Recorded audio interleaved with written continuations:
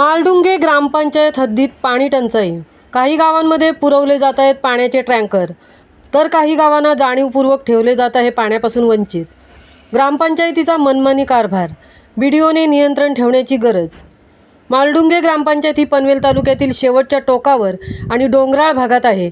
या ग्रामपंचायत हद्दीत पनवेल महानगरपालिकेचे देहरंग धरणसुद्धा आहे।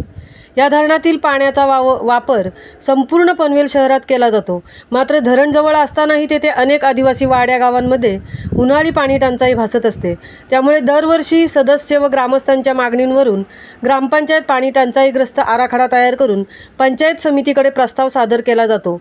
परंतु पाणी टंचाईग्रस्त आराखडा पंचायत समिती मंजूर करत नाही, तोपर्यंत ग्रामपंचायत ही पाणी टंचाई पाड्यांना टँकरच्या सहाय्याने पाणी पुरवठा केला जातो।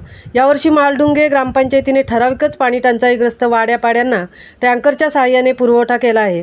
मात्र काही ग्रामस्थांचा आणि ग्रामपंचायत सदस्यांचा रागरोष धरून ग्रामपंचायतीच्या जबाबदारी व्यक्ती आणि ग्रामसेवक यांनी पाणी टंचाईग्रस्त गावाला जाणीवपूर्वक पाण्याच्या टँकरचा पुरवठा केल्याचे दिसत नाही। शिवाय अनेकदा ग्रामसेवकांना कळवण्यात आले असता बघून घेऊ, करण्यात येईल असे सांगून महिना उलटला तरी ग्रामपंचायत जाणीवपूर्वक करत आहे कानाडोळा।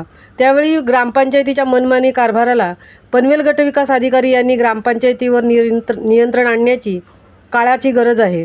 महामुंबईसह गणपत वारगडा, पनवेल।